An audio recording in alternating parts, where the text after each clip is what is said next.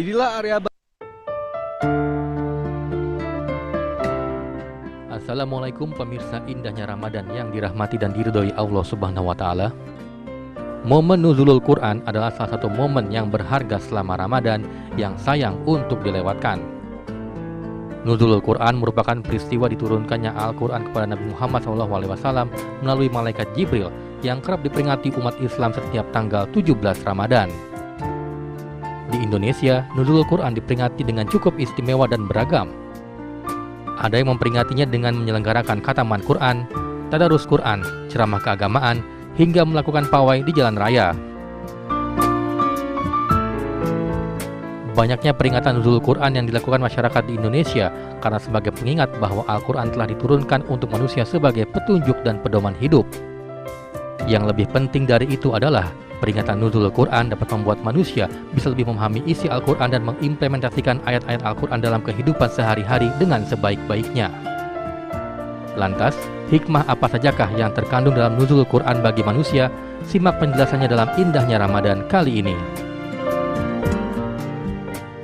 Assalamualaikum warahmatullahi wabarakatuh. Senang sekali kembali bisa bertemu di Indahnya Ramadan. Tentunya bersama saya Hilbram Dunar dan menemani Anda menikmati santap sahur. Guru-guru kita juga sudah hadir di studio. Ada Kiai Sumarno Syafi'i. Assalamualaikum Kiai. Waalaikumsalam warahmatullahi wabarakatuh. Ada Ustadz Azhari Nasution. Assalamualaikum Ustadz. Dan juga Gusan. Assalamualaikum.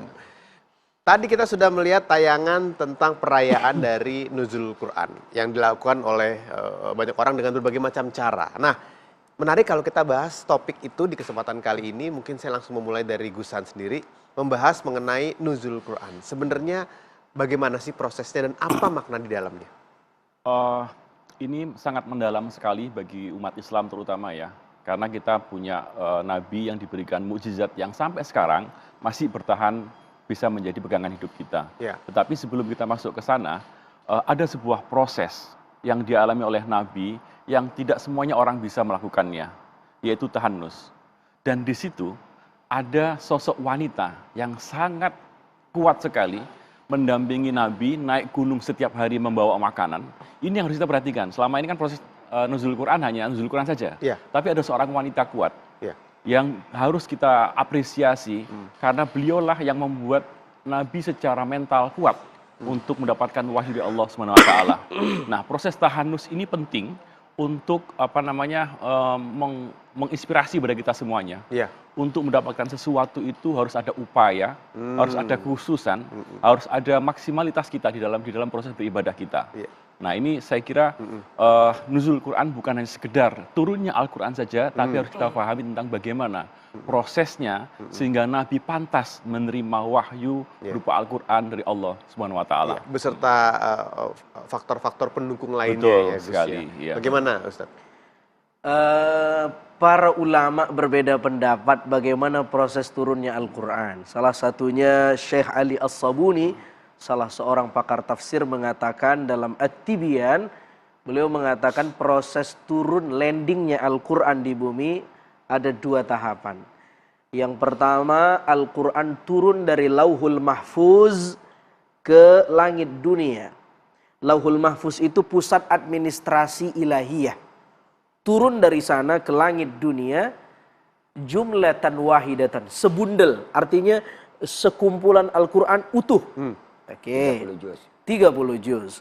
Lalu kemudian proses yang kedua, itu proses yang pertama terjadi menurut banyak mu'arrikh, banyak pakar sejarah mengatakan turun pada tanggal 24 Ramadan. Ada yang berpendapat 17 Ramadan. Tapi permasalahan tanggal tidak terlalu penting. Substansinya adalah Al-Quran turun. Ya. Nah, proses yang kedua, setelah dari langit dunia, Al-Quran diturunkan ke bumi ini. Ke bumi ini, najman, tadarrujan, bertahap. Selama 23 tahun, selama masa periode sejak dilantiknya Muhammad SAW menjadi Nabi sampai wafat di Madinah.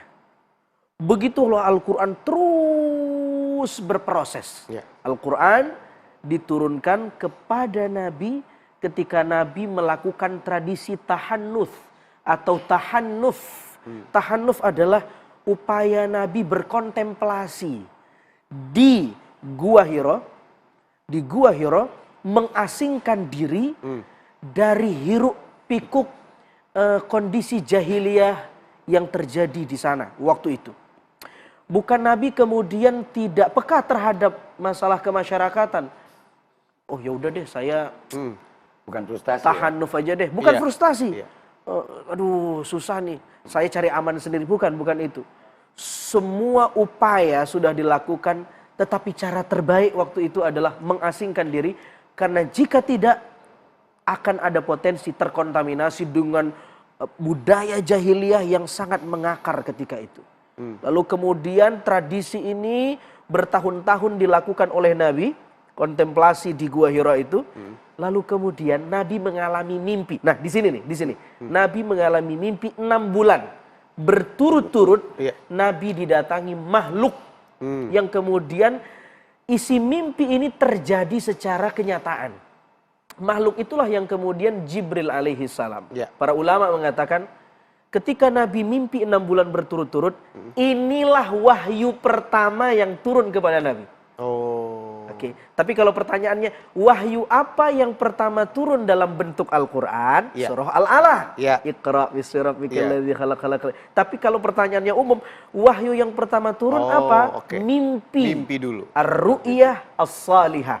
Mimpi yang benar yang diturunkan Allah 6 bulan berturut-turut, tanda bahwa Rasul dilantik jadi Nabi. Iya. Kira-kira begitu. Kiai, ketika kita bicara tadi mengenai mengasingkan diri, itu berarti tahanus, iya, atau tahanuf tadi ya. Itu berarti ada sebuah prosesnya untuk bisa menerima wahyu dari Allah, begitu. Kenapa harus tahanus? Iya. Yang menjadi pertanyaan kan.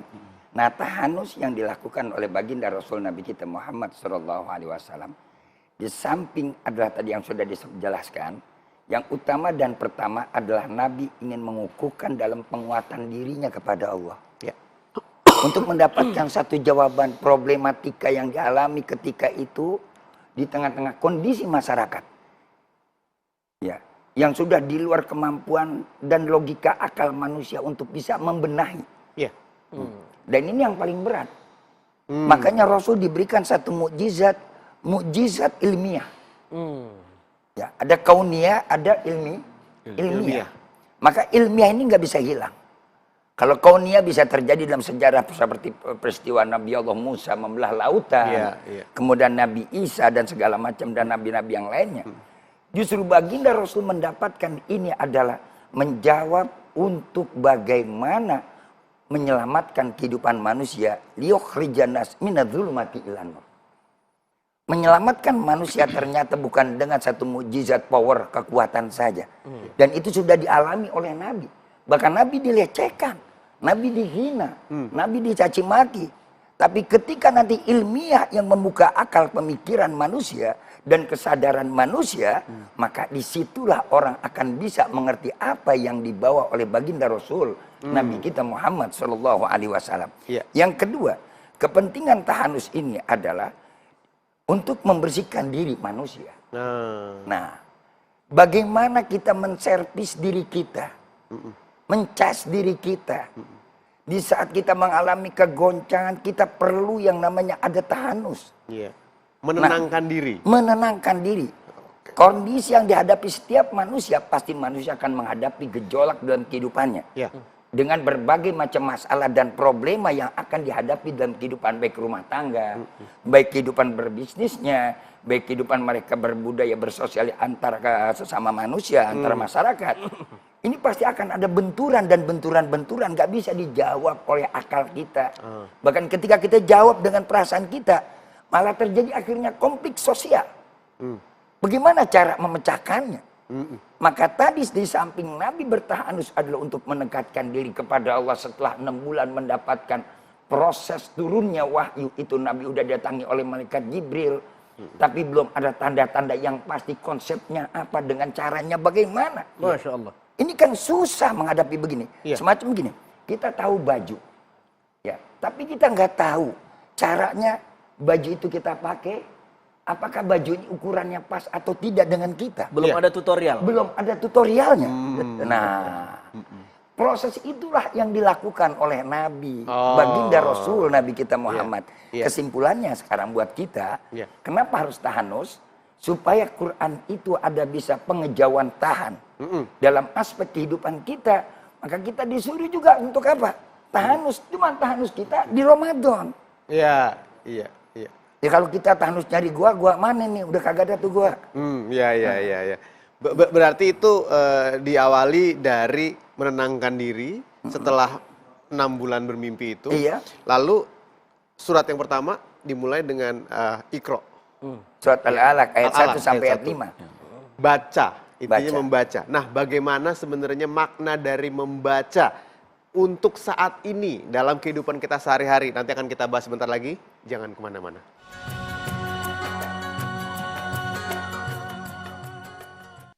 Kita lanjutkan lagi pembahasan hari ini tentang nuzul Quran dan bagaimana ini hikmahnya untuk diri kita. Kalau kita bicara mengenai Al-Quran, maka surat pertama mengatakan Iqra, bacalah. Besar sekali dan luas sekali makna di balik kata bacalah di sini. Seperti apa yang perlu kita ketahui korelasinya dengan kehidupan kita sekarang? Saya langsung ke Ustadz Azhari. Bagaimana Ustadz? Kata Iqra. Jadi sekian ribu kata dalam Al-Quran, tapi kata yang pertama landing mendarat di bumi adalah perintah membaca. Iqra, bacalah. Para ulama mengatakan ayat ini menghilangkan objek dari kata perintah. Harusnya Maf'ul. bacalah. Apa yang harus dibaca? Iya. Kalau saya bilang sama Silbram, makanlah. Apa yang Tanpa dimakan? menyebut apa menu yang harus dimakan. Iya, Berarti yang sedang saya maksud, makan aja apa yang sedang ada di hidangan ini. betul. Apa yang ada di prasmanan ini, makanlah. Iya. Tapi kalau saya bilang, makan nasi itu. Iya. Atau makan lauk itu. Jelas. Iya. Tapi Al-Quran datang dengan kata perintah, mahzuf, dilesapkan objeknya, maf'ulnya. Hikmahnya adalah lit ta'mim. Menunjukkan bahwa semua harus kita riset. Semua harus kita baca. Semua harus kita nalari dan observasi. Bacalah. Apa yang harus dibaca? Gak ada objeknya. Menunjukkan agama ini menyuruh kita untuk membaca apapun dalam makna yang seluas-luasnya. Yang penting satu. Ya. Dalam proses membaca, caranya Bismi Rabbik. Menyertakan Tuhan. Iya. Betapapun Al-Quran yang kita baca, kalau tidak menyertakan Tuhan, kesesatan nanti. Tetapi apapun yang kita baca, betapa itu negatif, tapi kalau kita menyertakan Tuhan, maka yang terjadi adalah kita bisa memilah dan memilih. Menyertakan nama Tuhan berarti membacanya dengan spirit bertuhan, dengan spirit agama. Berlandaskan prinsip-prinsip beragama, bukan sekedar logika. Makanya kata Syekh Abdul Halim Mahmud, mantan rektor Al-Azhar, dia bilang ayat itu tidak mengatakan Iqra bismi Aristotelian, tapi dia katakan bismi Rabbik, menunjukkan logika Anda membacanya bukan berarti logika Aristotelian salah, tidak. Tapi Al-Quran ingin mengatakan Bismi Rabbik dulu. Karena itu sumber semua logika. Gunakan logika itu, logika beragama, maka Anda akan mendapatkan, karena begini, orang yang membaca dengan logika Bismi Rabbik, ujung-ujung pembacaannya wasjud waqtarib. Dia akan makin intim sama Tuhan. Tapi sekedar membaca, tidak menyertakan Tuhan, yang terjadi jauh dari Tuhan. Iya. Begitu kita membahas keikutsertaan Tuhan pada saat membaca, khususnya Al-Quran di sini, maka muncullah mukjizat.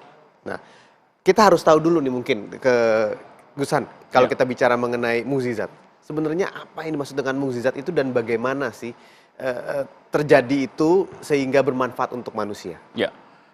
Setiap nabi atau rasul Allah memiliki mukjizat yang diberikan masing-masing. Tetapi sebagian besar mukjizat itu mati dengan seiringan dengan tidak ada orangnya lagi. Contohnya misalnya Nabi Musa dengan tongkatnya. Sampai sekarang apakah tongkatnya masih ada? Sudah tidak ada. Ya kan? Nabi Isa bisa menghidupkan orang yang mati. Sudah, selesai itu saja. Tetapi Nabi besar Muhammad SAW diberikan mukjizat yang sampai sekarang itu masih bisa kita gunakan, dan semakin ke sini semakin meyakini bahwa itu betul-betul mukjizat. Salah satu contoh adalah pada saat dalam surat Yunus, di situ disebutkan bahwa akan tetap dipertahankan jasadnya Fir'aun. Itu disebutkan 1400 tahun yang lalu. Sementara jasad Fir'aun baru ditemukan 100 tahun yang lalu. Ini kalau bukan wahyu Allah nggak mungkin. Iya. Dan ketika menyampaikan, membedakan antara orang yang susah menerima Al-Quran, menerima Islam, itu seperti disesakkan dadanya, seakan-akan akan menaik ke atas langit, mendaki langit. Terus siapa yang tahu, siapa yang pernah bahwa kalau naik ke atas itu nafasnya akan susah, tidak pernah ada pesawat dan sebagainya. Itu Al-An'am. Artinya mukjizat kita itu betul-betul bersyukur kita. Salah satu yang membanggakan saya, kadang-kadang suatu saat saya berpikir, saya jangan-jangan saya berislam ini hanya karena orang tua saya Islam. Maka saya harus mencari-cari apa yang membuat semacam kayak diferensiasi kami dengan yang lain gitu kan, dengan agama yang lain. Kami berusaha, oh ternyata Quran ini loh yang menjadi kuncinya kita menjadi semakin semangat untuk berislam. Masya Allah. Banyak sekali evidence, banyak sekali bukti bahwa ini adalah betul-betul mukjizat yang nyata. Dan ini adalah tools bagi kita. Bagaimana agama Islam itu menjelaskan tentang kalau kita berhubungan dengan istri seperti apa, berhubungan dengan tetangga seperti apa. Di dalamnya itu bukan hanya tauhidiyah, tapi juga muamalah lengkap.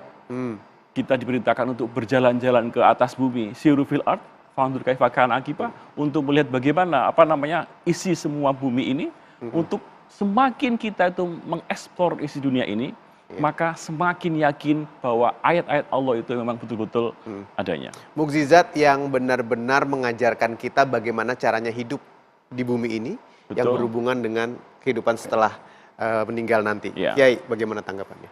Saya melihat pertama bahwa Al-Quran Allah turunkan kepada baginda Rasul Nabi kita Muhammad SAW. Konteksnya adalah sebagai untuk pedoman hidup manusia. Nah, pedoman ini akan berjalan. Nabi melalui proses tadi saya katakan dengan tahanus. Ya, kenapa bertahanus? Udah kita jelaskan. Lalu kita lihat lagi apa tugasnya Rasul setelah mendapatkan itu. Wa yuzakkihim wa yu'allimukumul kitaba wal hikmah. Ya, artinya harus melalui proses pembersihan diri dulu. Lagi-lagi pembersihan diri, tahanus lagi. Sebab apapun itu pedoman, apapun itu mukjizat yang Allah berikan tidak akan bisa berfungsi kalau jiwa manusia kotor. Bahkan Allah sindir lagi, wala tastaru bi ayati tsamanan qalila. Jangan kau berjual belikan ayatku ini dengan harga yang murah. Kenapa mereka memperjual belikan ayat Al-Quran, memperjual belikan agama? Karena jiwa dia kotor. Otaknya masih kotor nih, masih mikirin duniawi, hatinya masih kepada duniawi. Belum ada ketenangan, belum ada yang namanya kemurnian hati, belum ada nur. Makanya kan kita suka berdoa, Allahumma nawwir qulubana binuril Quran. Ya Allah, terangkan hati kami dengan cahaya Al-Quran. Apa sebabnya? Supaya nanti akan bisa bukan sekedar transfer ke knowledge-nya. Akan tetapi akan bisa melahirkan nilai hikmah. Banyak orang pandai, banyak orang pintar tapi nggak bijak. Iya, betul. Iya kan? Betul. Ternyata pengetahuan masih liar. Ketika pengetahuan ini masih liar, supaya pengetahuan itu terarah, maka perlu tadi adanya pembersihan diri manusia. Sehingga akhirnya semua akan berdaya guna. Proses-proses yang dialami oleh Nabi adalah merupakan satu metode buat kita semua. Yang sekarang kita membicarakan tentang bagaimana nilai kemasyarakatan, dekadensi akhlak, dekadensi moral, revolusi mental. Nggak bakal bisa terjadi kalau nggak ada pembersihan. Dimulai dari pembersihan dari diri kita. Nah ini yang paling pertama. Oleh karena itu apa sih yang namanya mukjizat? Amrun khariqun lil adah. Peristiwa yang di luar daripada kebiasaan manusia. Itu mukjizat. Nah mukjizat terbagi dua, ada ilmiah, ada kauniyah tadi. Ya ilmiah yang bisa bertahan seperti apa yang Allah berikan kepada baginda Rasul Nabi kita Muhammad Sallallahu Alaihi Wasallam. Maka dengan kebeningan hati, ketulusan jiwa, kebersihan nurani, maka orang akan tahu apa isinya Al-Quran. Itulah mukjizatnya. Inilah mukjizatnya. Dia akan dapatkan makna mukjizat di dalam itu. Makna mukjizat Al-Quran ini tentunya harus kita terapkan dalam kehidupan kita. Kita masukkan ke dalam tindakan kita sehari-hari. Tindakan yang seperti apa dan bagaimana ini bisa menyelamatkan manusia dan fungsinya seperti apa akan kami bahas sebentar lagi, jangan kemana-mana.